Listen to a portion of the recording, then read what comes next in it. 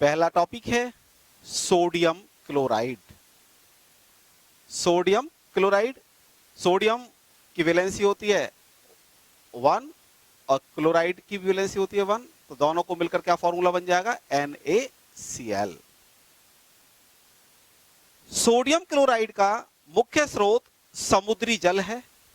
इसमें लगभग 2.7 से 2.9% भारात्मक, भारात्मक का मतलब होता है भार के अनुसार, यानी 100 ग्राम में 2.7 ग्राम से लेके 2.9 ग्राम तक लवण उपस्थित होता है।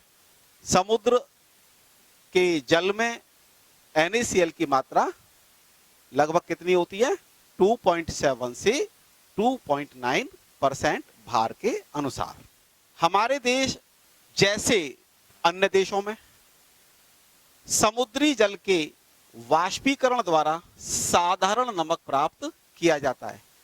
समुद्र के किनारे हम कुछ क्यारियां बना लेते हैं इस तरह की, जैसे आपको चित्र में दिखाई दे रही हैं।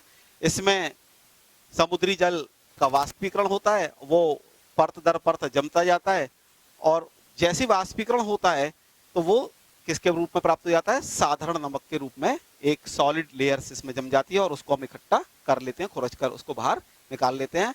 हमारे देश में सूर्य के जो द्वारा जब जल का वाष्पीकरण होता है तो लगभग 50 लाख टन नमक का उत्पादन प्रति वर्ष किया जाता है। अपरिष्कृत नमक को ब्राइन के क्रिस्टलीकरण से प्राप्त किया जाता है। ब्राइन, NaCl के जलीय विलयन को ब्राइन सॉल्यूशन भी कहा जाता है। इसके क्रिस्टलीकरण से हम क्या प्राप्त कर लेते हैं, अपरिष्कृत नमक। इसमें कौन कौन से लवण अशुद्धि के रूप में होते हैं, एक तो होता है सोडियम सल्फेट Na2SO4, एक होता है कैल्शियम सल्फेट CaSO4, एक होता है कैल्शियम क्लोराइड CaCl2, और एक होता है मैग्नीशियम क्लोराइड MgCl2। इन लवणों की क्या होती है, इसमें अशुद्धियां होती हैं।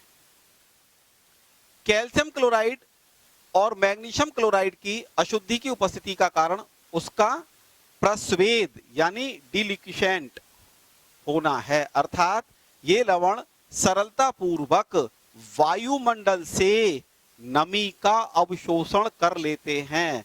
मीन्स क्या है कि ये लवण जो है NaCl क्या होता है, ये आपने वायु में खुला छोड़ दिया तो पसीज जाता है। क्यों, इसका रीजन क्या है कि इसमें कुछ अशुद्धियां हैं। उनमें से कौन सी अशुद्धियां हैं कि कैल्शियम क्लोराइड और मैग्नीशियम क्लोराइड की जो अशुद्धियां होती हैं ये वायुमंडल की नमी को अवशोषित करने की क्षमता रखती हैं, क्योंकि इसमें एक प्रस्वेद का गुण होता है। समुद्री जल से प्राप्त अपरिष्कृत लवण को जल की न्यूनतम मात्रा में घोला जाता है, जिससे अशुद्धियां पृथक हो जाती हैं। जब विलयन को हाइड्रोजन क्लोराइड गैस से संतृप्त करते हैं तब सोडियम क्लोराइड के क्रिस्टल पृथक हो जाते हैं। सोडियम क्लोराइड के क्रिस्टल अलग अलग हो जाएंगे वहां से। कैल्शियम क्लोराइड और मैग्नीशियम क्लोराइड सोडियम क्लोराइड से अधिक विलय होने के कारण विलयन में ही उपस्थित रहते हैं। यानी जो विलेयता किसकी ज्यादा है, MgCl2 और कैल्शियम क्लोराइड, इन दोनों की विलेयता किससे ज्यादा है, सोडियम क्लोराइड से। जब विलेयता ज्यादा है तो ये विलयन में ही उपस्थित रहे, तो इस प्रकार सोडियम क्लोराइड यहां से जो क्रिस्टल के रूप में पृथक हो जाएगा। प्रॉपर्टीज यानी गुण, सोडियम क्लोराइड की संरचना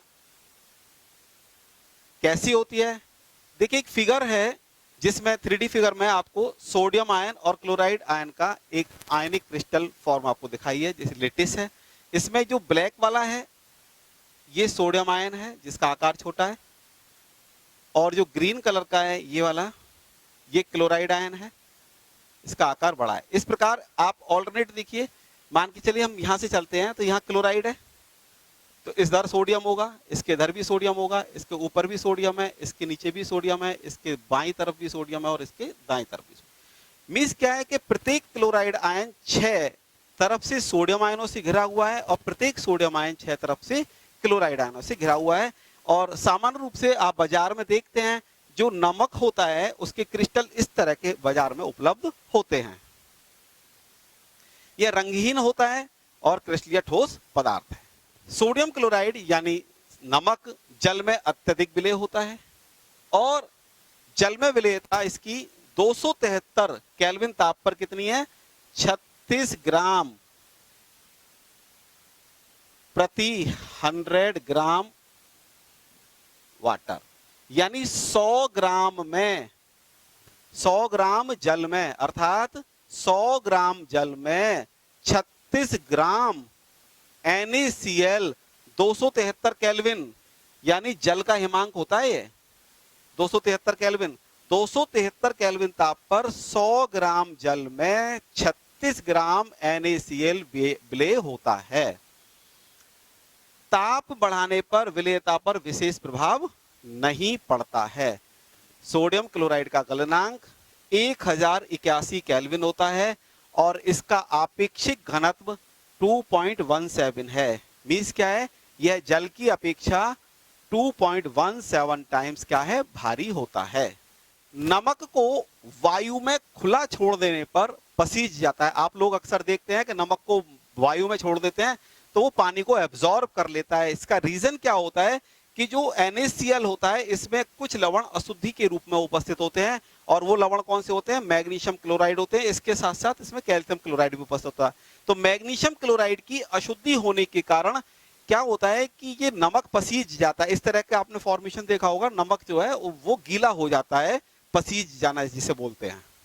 NaCl का जो विलयन होता है, नमक का जो विलयन होता है लिटमस के प्रति उदासीन होता है। इसका अभिप्राय यह है कि NaCl का विलयन ना तो अम्लीय होता है और ना ही क्षारीय होता है। नमक के उपयोग सामान्य रूप से साधारण नमक के रूप में इसका उपयोग किया जाता है। हम सब लोग इसको टेबल सॉल्ट के रूप में भी जानते हैं। इसके अतिरिक्त सोडियम पेरोक्साइड, कास्टिक सोडा और सोडियम कार्बोनेट के निर्माण में NaCl का उपयोग किया जाता है। महत्वपूर्ण उपयोग है इसका मिट्टी के बर्तनों पर पॉलिश करने में। आपने देखा होगा अक्सर मिट्टी के बर्तन जो होते हैं उन पर एक चमक आती है। ये चमक किसके कारण आती है? ये NaCl की इस पर पॉलिश की जाती है, उसके कारण यहाँ पर क्या आता है? चमक आ जाती है। नमक का उपयोग मांस, मछली, मक्खन, अचार इत्यादि को सुरक्षित रखने में एज ए प्रिजर्वेटिव, यानी किसी भी खाद्य पदार्थ को सुरक्षित रखें तो उसमें कौन कौन से खाद्य पदार्थ ऐसे हैं जिनमें आप लोग सब जानते हैं अचार जब बनाया जाता है तो उसमें नमक को प्रिजर्वेटिव के रूप में डाला जाता है। इसी प्रकार मछलियों को, मक्खन को, अचार को सुरक्षित रखने के लिए नमक उसमें प्रिजर्वेटिव के रूप में डाला जाता है। एक और इसका महत्वपूर्ण उपयोग है, अक्सर आप लोग बाजार हाट जाते हैं तो वहां देखा होगा कि कुछ लोग बर्फ को जमा कर बेचते हैं। नमक का एक और महत्वपूर्ण उपयोग है कि नमक और बर्फ का मिश्रण, हिम मिश्रण, फ्रीजिंग मिक्सचर, इस तरह का आपने एक एपरेटस देखा होगा अक्सर बर्फ बेचने वाले रखते हैं। और कुल्फी जो जमाई जाती है वहां पर इसके अंदर नमक और बर्फ दोनों चीज डाल दी जाती हैं। तो ये जो इन दोनों का जो मिश्रण होता है वो क्या बन जाता है? वो हिम मिश्रण यानी फ्रीजिंग मिक्सचर होता है। ये क्या करता है? कुल्फी जमाने के लिए प्रयुक्त किया जाता है। इसका रीजन ये होता है कि ये नमक जैसे बर्फ के साथ आएगा, बर्फ का जो गलनांक होगा वो और घट जाएगा, माइनस में पहुंच जाता है, क्योंकि अशुद्धि मिलाने पर जो हिमांक है वो और घट जाता है, जिसे depression of the freezing point कहा जाता है। तो इस तरह से नमक और बर्फ का मिश्रण हिम मिश्रण के रूप में प्रयुक्त किया जाता है। आज का हमारा दूसरा